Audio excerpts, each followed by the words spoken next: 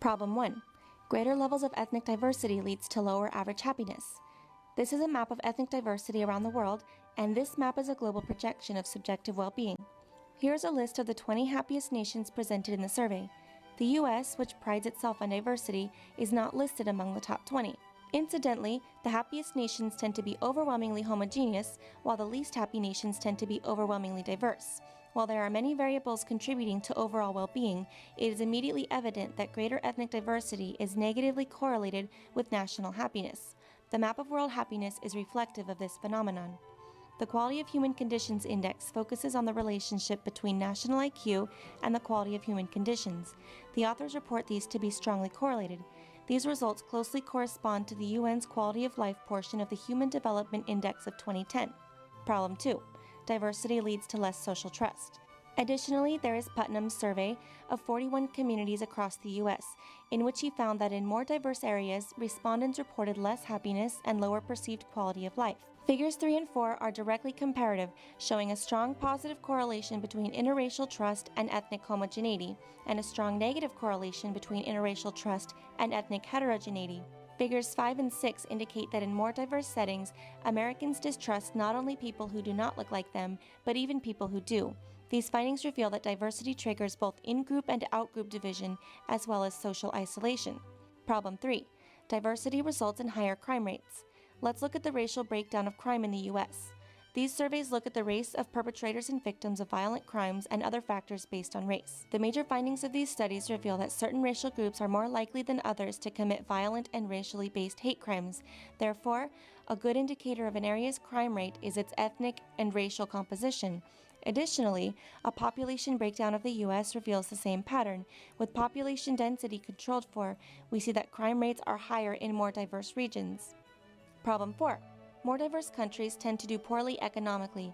This map reflects per capita GDP figures for 2008. The map defines production based on geographical location. Here we see comparisons of national wealth made on the basis of nominal GDP. Countries are ranked by industrial production growth rate. The following tables show the relationship between countries' index scores and aggregate IQ scores. The research found that national IQ correlates strongly with per capita income and rates of economic development. Because average IQ varies by geographical location, importing people of lower IQ nations and increasing ethnic diversity in a country will have a negative impact on its economy. Thus, ethnic diversity appears to be negatively correlated with economic growth. We can expect countries with the greatest amount of ethnic diversity to experience less economic growth and more struggle. And this is what we see. Countries that have remained relatively homogeneous tend to have stronger, healthier economies.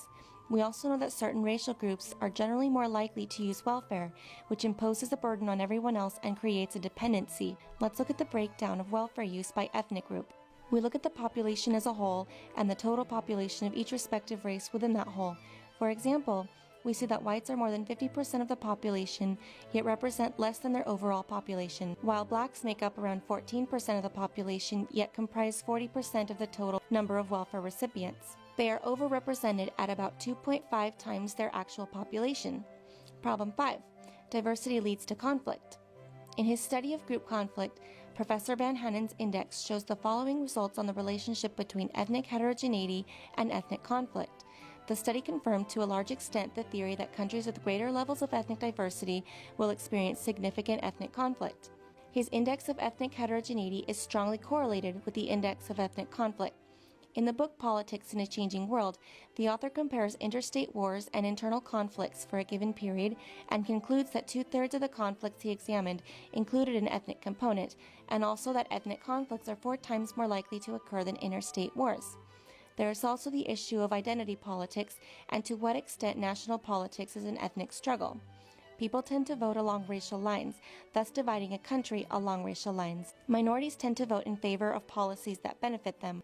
And so we have sufficient empirical evidence to confirm our hypothesis that increasing ethnic diversity in a country will have an overall negative impact on that country.